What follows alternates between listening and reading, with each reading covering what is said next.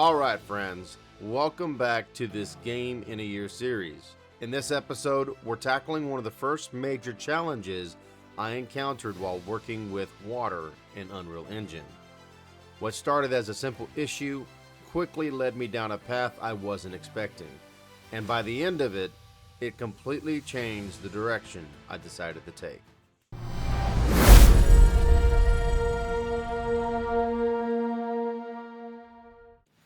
As always, I would like to encourage you to subscribe to the channel, click the bell, and smash that like button so you don't miss any future notifications. And for those interested in game development, following projects like this one, or if you're looking for a gaming community where we have fun, faith, and fellowship, I'd like to invite you to join the Gatlin Alliance on Discord. You'll find everything you need to get started down in the description below. All right, folks, let's get to it. If we look at this water, it kind of has that strange shadow. In one of the Numen brothers episodes related to building this game, Neil talked about this issue and he actually had a fix. Simply switching to DirectX 11 fixed it. Personally, I wanted to try something different. I wanted to stick with DirectX 12, so I tried another approach. That approach ended up creating another problem, so it didn't work the way I thought it would. At this point, the solution seemed to come down to a few different options. Rebuild the water asset we already had, or replace it with a different water asset available through Unreal. For now, I decided to explore replacing it with another water asset, and that's what I'm going to go over right now. First, we're going to go up to Edit and go to Plugins.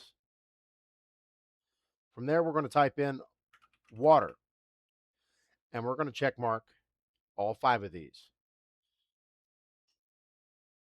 And this will bring in new water assets that we can utilize. With one condition, you have to restart the platform.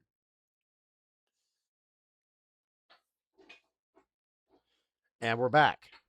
It takes but a few moments for you to do that. Now, you're going to have this possibly pop up. What you want to do to fix this is move this all the way over to the right and click Add Entry to Default Engine.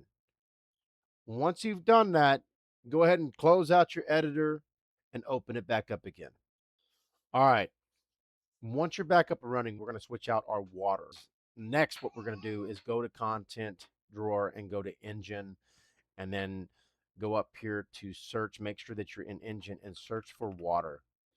And what we're doing here is we're changing out the water that we originally used from the Numen Brothers series that he used. We're going to use a different water that will work with DirectX 12.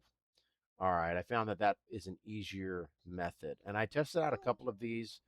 So there's a specific one that I'm looking for. You'll want to scroll down until you find it. It is called HLOD water. Material instance constant is what it says. What you're going to do is you're going to left click it and bring it over here to, well, first you need to do the drop down for level prototyping. And then what you can do is you can left click and hold the water and bring it over here and drop it into your materials and then copy here. Then I'll go to materials and I'm going to erase the water here.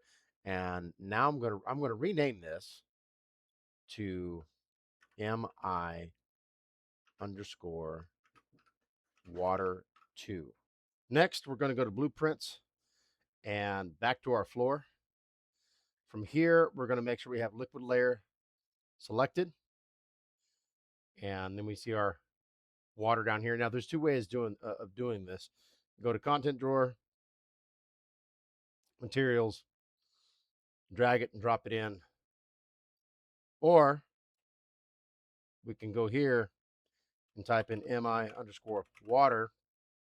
There's our water 2, our new one. So it puts it in there. We can compile and we can save. That changes our water.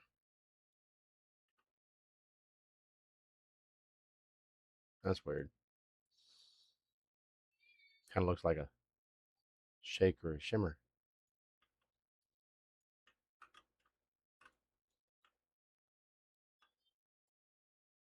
Why is it doing that? During the development process of all of this, the direction changed more than once. You know, I'd try one thing and it didn't work, so I had to try something else, and it seemed like it worked. It fixed one issue, but a new issue arose. All in all, I discovered that the best solution was to completely make a new water from scratch, a new asset. You see that shimmer and shake at the end of that? I'm over here asking the question, why is it doing that? Honestly, I couldn't really figure out what was the cause. It doesn't matter. Point is, the solution that I discovered was to take the time and make my own asset. And so this water asset took me well over a week to make, and that is what we're going to discuss when we move into the next episode here on Game in a Year. And finally, I'd like to take a moment to give a shout out to Neil over at Numen Brothers. His Unreal Engine tutorials have been a tremendous help throughout my game development journey, and I truly appreciate the time and effort he puts into creating them. If you're interested in learning an Unreal Engine or you're thinking about building your own game, I highly recommend checking out the Numen Brothers YouTube channel. Neil has created an excellent collection of tutorials that can help you get started and continue growing as a game developer. You'll find a link to the Numen Brothers YouTube channel down in the description below. And now, if you'd like to continue following this Game in a Year journey, I encourage you to subscribe to the channel and click the bell so you don't miss any future content. Also, if you're interested in game development, enjoy behind-the-scenes content, would like to follow the development of this project, or become part of a community where we have fun, faith, and fellowship, I invite you to join us in the Gatlin Alliance on Discord. You'll find everything you need down in the description below.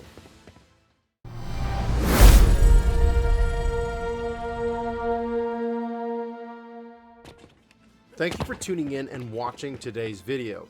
As this step of our Game in a Year project comes to a close, an important milestone has been reached. Therefore, the next step in this journey leads into developing my own custom water material for the project.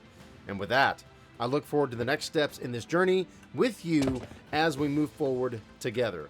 Until then, God bless, and I'll see you in the next grand adventure.